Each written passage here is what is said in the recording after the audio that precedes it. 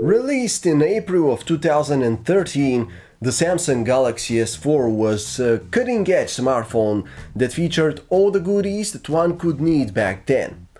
However, as it's the norm in the wireless industry nowadays, a top-shelf smartphone remains top-shelf for just about 1 year when it gets outshined by its successor and the next-gen rivals.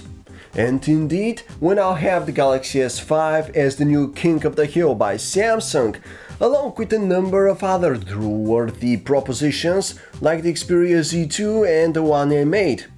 But should we hurry to dismiss the Galaxy S4 as a viable option on the market?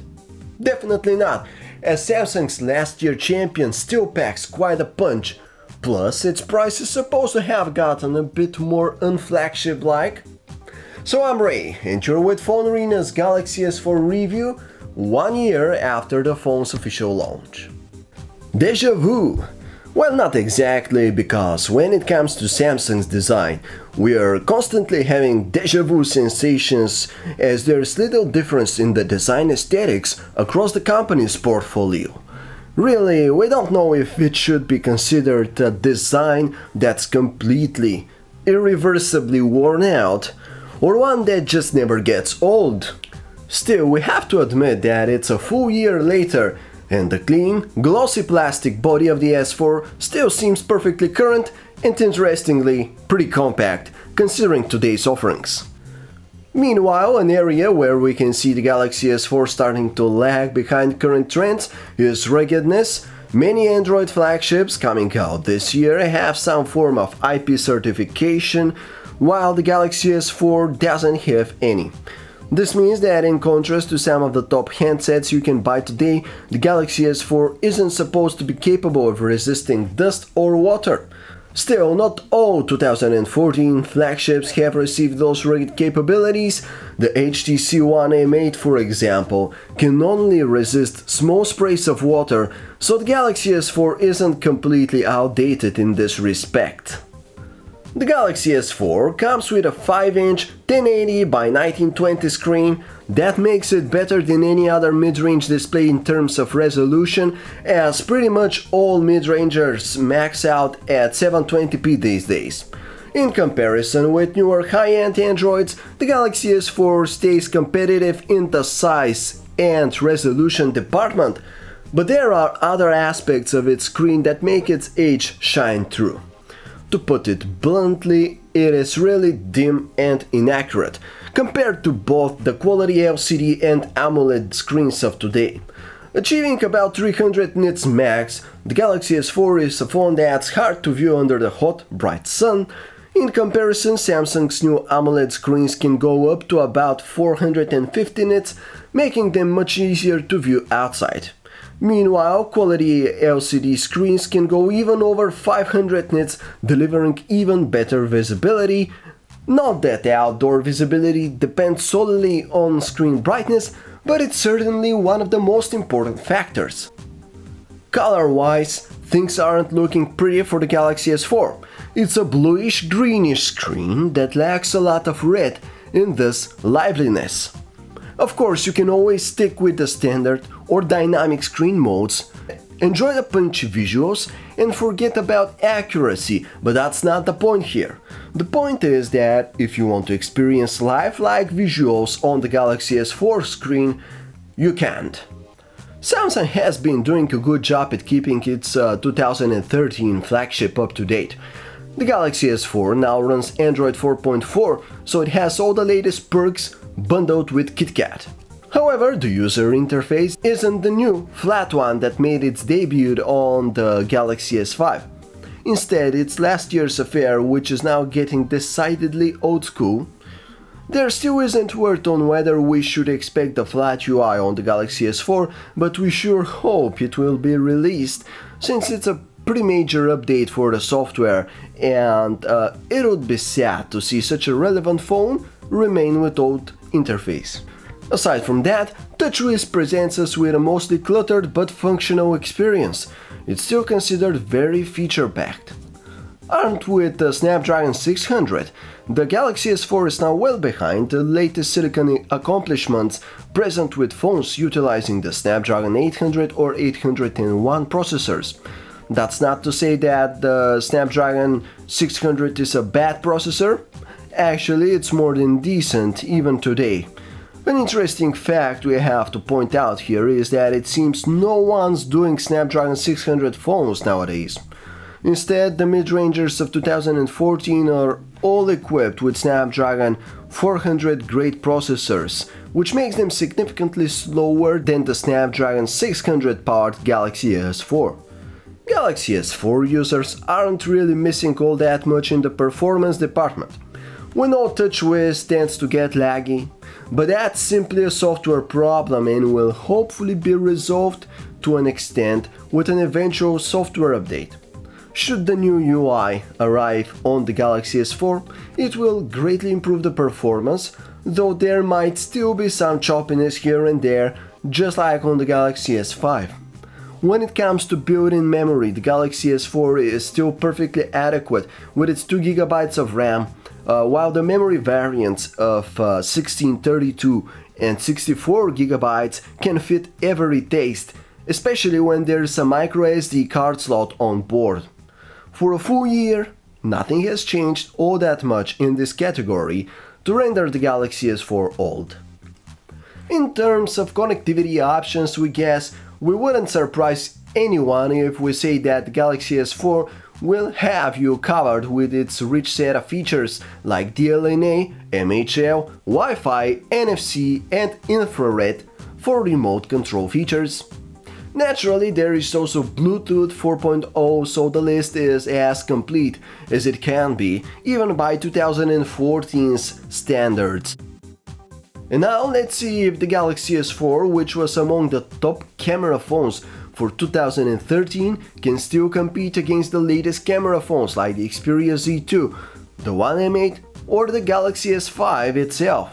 The Galaxy S4 comes with a 13-megapixel shooter with a standard smartphone sensor size of 1/3.06 inches, f2.2 aperture and 31mm focal length. So far so good. True, we don't have a more ambitious sensor size such as those of the Galaxy S5 or Xperia Z2, but we know that better hardware doesn't always equal better results. So we still have our hopes that the GS4 will perform in a respectable manner. As the rest of the Samsung Galaxy S4 software, the camera application is a bit old school. However, apart from the fact that it's quite clunky and cluttered, it naturally has all the usual options like ISO, metering and so on.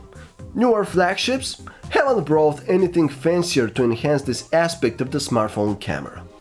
As we said, Galaxy S4 was among the best camera phones of 2013, and it looks like 2014 smartphones haven't really managed to seriously overshadow it thus far. Sure, the quality 16-megapixel camera of the Galaxy S5 captures a bit more detail in comparison, but the difference is really small, and when it comes to other components such as color and exposure, it really is hard to distinguish the shots taken with the GS4 from those taken with the GS5. So far, other players haven't introduced any significant camera breakthroughs as well. Sony's G-Lens camera has stayed mostly the same in the Z2, while the One M8's ultra-pixel camera is, well, an ultra-pixel camera. Color reproduction is very realistic in the images captured with the Samsung Galaxy S4, and while the shooter often tends to overexpose brightly lit highlights, that's mostly a minor issue. Meanwhile, the only significant improvement in 1080p video recording we've seen recently is a slightly wider adoption of optical image stabilization, and while the Galaxy S4 lacks this, the quality of the video is still superb. In short, you won't really gain that much in terms of camera should you upgrade to a newer Android flagship. Even though the Galaxy S4 screen is quite off from reference values of image reproduction standards, it's still quite fancy when it comes to media like video. The punchy AMOLED colors do make images especially vibrant and saturated.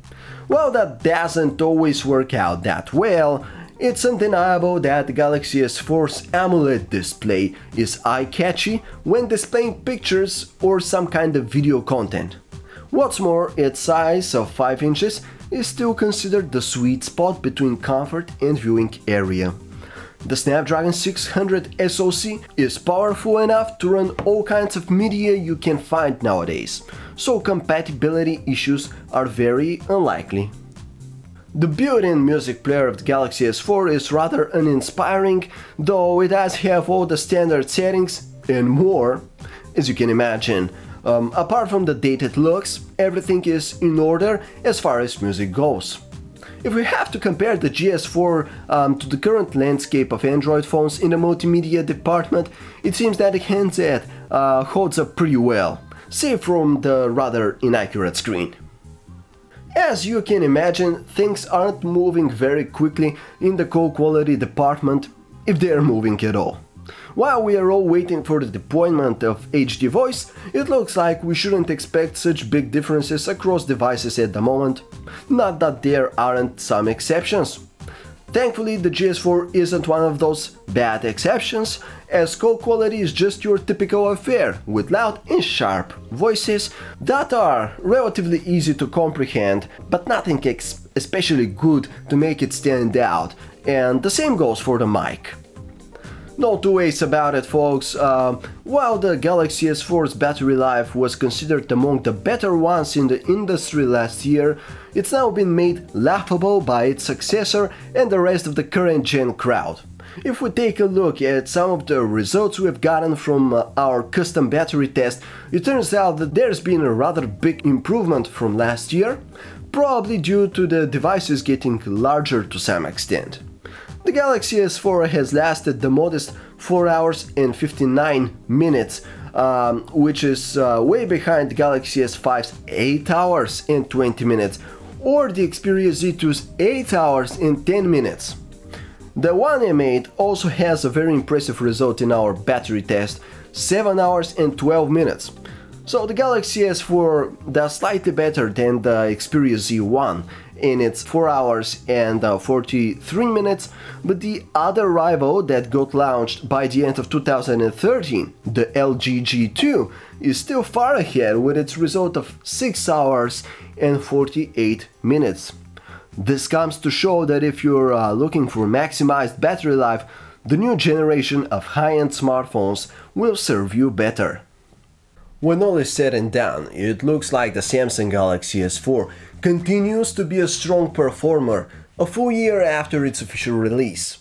Sure, the Snapdragon 600 chipset shows its age against handsets sporting the newer Snapdragon 800 or 801 SoCs, and the screen is dimmer and less accurate, but overall, the newer generation of smartphones hasn't managed to gain a tremendous lead technology-wise.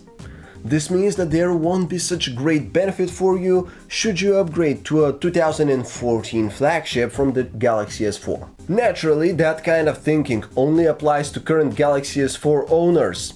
This is so because it turns out the handset has managed to keep its price fairly high. So if you're on the lookout for a new smartphone, we wouldn't really advise you to consider the Galaxy S4, as its off and on-contract pricing isn't that cheaper than those of the newer rivals. At the current time, the Galaxy S4 costs about $150 less than the Galaxy S5 or the HTC One M8, which are armed with current-gen technology, making a step forward in the performance department thanks to the Snapdragon 801 SoC. Obviously, the Galaxy S5 and the Xperia Z2 are better than the Galaxy S4 in every way, while the One M8 excels with its faster internals and more premium metal body, but has an inferior camera. Finally, with almost identical price tags, the Sony Xperia Z1 and Z1S and the LG G2 are overall better phones than the Galaxy S4 at a very similar pricing. So thank you for watching our Samsung Galaxy S4 review 1 year later. I hope we have managed to answer the questions just how much of a gain one is expected to have should they upgrade from a GS4 to a current gen flagship, as well as if it's worth buying the Galaxy S4 as new at the current state of things. Thank you for watching, and for more info just check us out at PhoneArena.com.